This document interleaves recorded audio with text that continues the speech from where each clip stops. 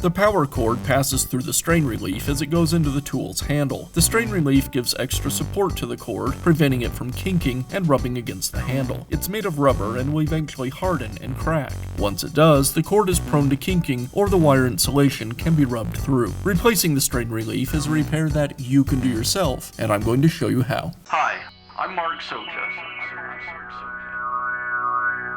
Do-it-yourself repairs like these are easier than you might think. From lawn machines to cordless drills, kitchen mixers, Outdoor grills. our how-to videos walk you through each repair from start to finish. So doing it yourself means never having to do it alone.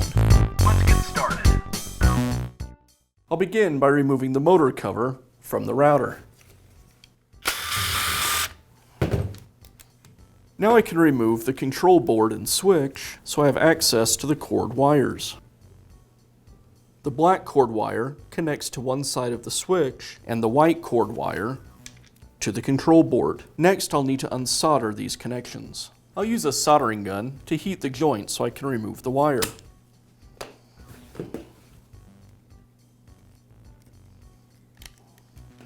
Another helpful tool is some de-soldering braid. This is braided copper, and when I apply it to the joint, the solder will wick into the copper braid. And now I'll remove the black wire from the switch.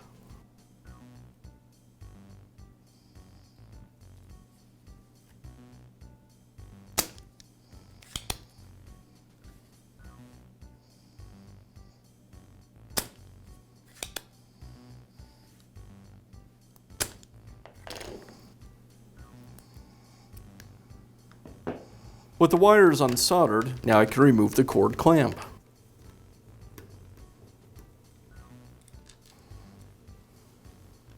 And then the cord.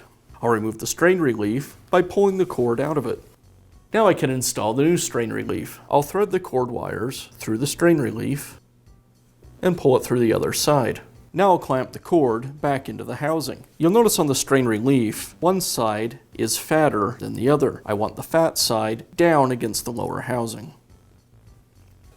I'll insert enough of the cord through the strain relief so I can grab it with the clamp.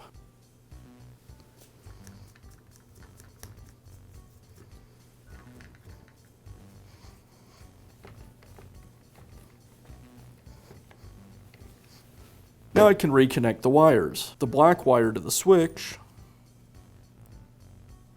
I'll apply some flux to the joint, which makes the solder flow and adhere better.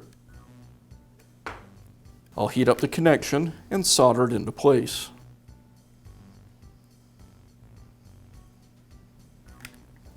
Now I'll reconnect the white wire to the circuit board.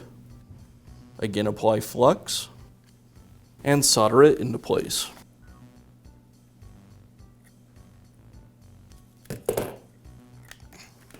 Now I can tuck the circuit board and switch back into the housing, and I'll make sure all the wires are tucked out of the way so they don't get pinched.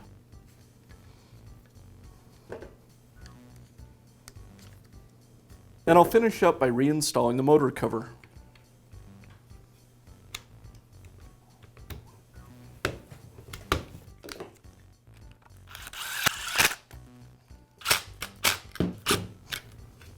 And that's how you can install a new strain relief on your power tool. Be sure to check back often for new videos and expert advice. If you found this video helpful, give us a thumbs up And leave a comment.